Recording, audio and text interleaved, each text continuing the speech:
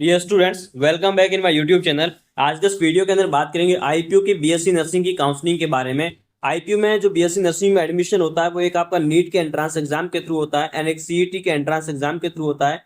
And इसमें NEET के through आपकी राउंड 1, राउंड 2 एंड राउंड 3 की काउंसलिंग होती है। एंड जो स्पोर्ट एंड स्पेशल स्पोर्ट की जो काउंसलिंग होती है वो आपके सीईटी के स्कोर के बेसिस पर होती है। जो मैक्सिमम सीट फिल होती है आईपीयू के अंदर वो आपकी नीट के थ्रू फिल होती है एंड रिमेनिंग जो भी सीट वैकेंट रहती है उनको सीईटी के थ्रू फिल किया जाता है। तो सबसे पहले इसमें देखें नीट के थ्रू आप कौन कौन से बीएससी नर्सिंग में एडमिशन ले सकते हो। एक एमसीसी के थ्रू इसमें आप एडमिशन ले सकते हो, एक आईपीयू काउंसलिंग से एडमिशन ले सकते हो एंड एक सेपरेट काउंसलिंग होती है एंड एक स्टेट की काउंसलिंग होती है। आप उनमें पार्टिसिपेट करके बीएससी नर्सिंग में एडमिशन ले सकते हो। स्टेट में मैं गोवा की बात कर रहा हूँ, Goa state BSc nursing college में आप नीट के स्कोर के बेसिस पर एडमिशन ले सकते हो। अब आगे बात करते हैं आईपीयू बीएससी नर्सिंग के ऑल इंडिया कोटा के एक्सपेक्टेड कट ऑफ मार्क्स के बारे में। सबसे पहले कैटेगरी वाइज देखेंगे, इसमें गवर्नमेंट कॉलेज एंड उसके बाद प्राइवेट की बात करेंगे। सबसे पहले गवर्नमेंट के अंदर अगर जनरल कैटेगरी की इसमें बात करें तो अगर आपकी रैंक 1,50,000 तक अगर आपकी रैंक है ऑल इंडिया कोटा से, तो आपको आईपीयू के अंदर बीएससी नर्सिंग की कॉलेज मिल जाएगी। ओबीसी की इसमें अगर हम बात करते हैं 1,55,000 तक अगर आपकी रैंक है तो लास्ट राउंड तक जाते जाते आपको काउंसलिंग में एडमिशन मिल जाएगा। ईडब्ल्यूएस की इसमें बात करें तो आपको 1,75,000 तक अगर आपकी रैंक आ रही है तो आपको राउंड 3 तक इसमें कॉलेज अलॉट होने के चांसेस रहेंगे। एससी कैटेगरी की इसमें बात करें तो 2,50,000 से लेकर 2,60,000 तक अगर आपकी रैंक है आपको इसमें एडमिशन मिलने के चांस रहेंगे। उसके बाद अगर एसटी कैटेगरी की हम इसमें बात करें तो एसटी में ऑल इंडिया कोटा में गवर्नमेंट कॉलेज में अभी तक कोई अलॉटमेंट देखने को नहीं मिला है, कोई सीट अभी तक इसमें कैटेगराइज नहीं करी गई है। आगे देखते हैं कि इसमें सीट आती है या नहीं, वो इस तरीके का ब्रॉन्चर आएगा तो उस टाइम कंफर्म होगा। अब आगे बात करते हैं प्राइवेट कॉलेज की बात करें ऑल इंडिया कोटा की, तो जनरल कैटेगरी में आपके 3.50 लाख तक है, 3,50,000 तक है तो आपको इसमें एडमिशन मिल जाएगा। ओबीसी एंड जो ईडब्ल्यूएस है, इन दोनों का जो प्राइवेट कॉलेज में कंसिडरेशन है वो आपको जनरल के थ्रू ही इनमें अलॉटमेंट होता है, अलग से कैटेगरी में इनमें अलॉटमेंट नहीं देखने को मिलता है। वहीं एससी कैटेगरी की बात करें तो अगर आपकी रैंक 5,50,000 तक अगर आपकी रैंक है इसमें आपको एडमिशन मिलने के चांस रहेंगे। एसटी कैटेगरी में अगर 6 लाख तक अगर आपकी रैंक आ रही है तो आईपीयू में ऑल इंडिया कोटा के थ्रू बीएससी नर्सिंग में आपको एडमिशन मिल सकता है।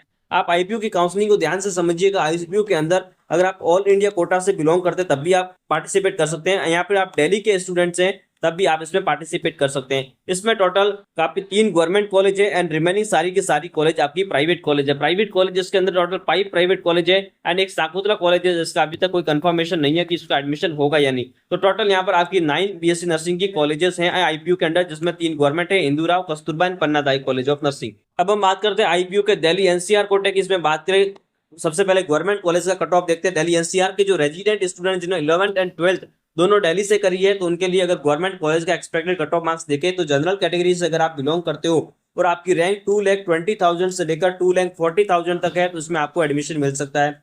ओबीसी की बात करें तो 2,80,000 से लेकर आपकी 2,90,000 तक अगर आपकी रैंक है इसमें आपको एडमिशन मिल सकता है। ईडब्ल्यूएस की बात करें तो 2,50,000 से लेकर अगर आपकी रैंक 2,60,000 तक है तो आपको इसमें एडमिशन का मिल सकता है। ओबीसी से इसमें ईडब्ल्यूएस का हाई कट ऑफ देखने को मिलता है। एससी कैटेगरी की बात करें 3,20,000 से लेकर आपका 3,50,000 तक अगर आपकी रैंक है आपको एससी कैटेगरी गवर्नमेंट कॉलेज आपको दिल्ली एनसीआर कोटे से आपको मिल सकता है। पन्ना दाई कॉलेज जिसकी बाउंड्री लाइन पर रहती है जनरली। एसटी कैटेगरी इसमें बात करें तो 5 लाख तक अगर आपकी रैंक है इसमें आपको कॉलेज का अलॉटमेंट हो सकता है। अब हम इसमें बात करें दिल्ली एनसीआर कोटे से आपको प्राइवेट कॉलेज में एडमिशन किस रैंक तक पॉसिबल है, तो आप मान के चलिए अगर आपके 5,50,000 तक अगर आपकी रैंक है तो आपको नीट के एंट्रेंस एग्जाम के थ्रू आईपीयू के अंदर दिल्ली एनसीआर कोटे से प्राइवेट कॉलेज अलॉट हो सकती है। अगर सीट की वैकेंसी रहती है तो इसके ये और कम स्टूडेंट्स अप्लाई करते हैं तो 6 लाख रैंक तक ये आपका कट ऑफ जा सकता है, यानी कि 6 लाख रैंक तक इसमें आपको एडमिशन मिल सकता है।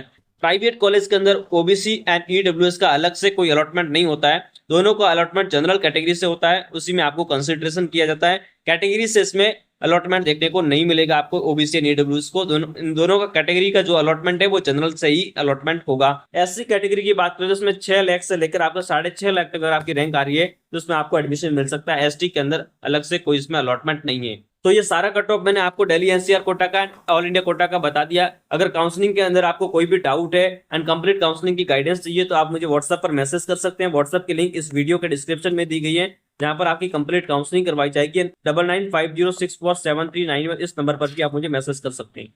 Thanks for watching. इसी तरीके का क्वालिटी कंटेंट देखने के लिए इस चैनल को सब्सक्राइब कीजिए एंड बेल आइकन को प्रेस कर दीजिए।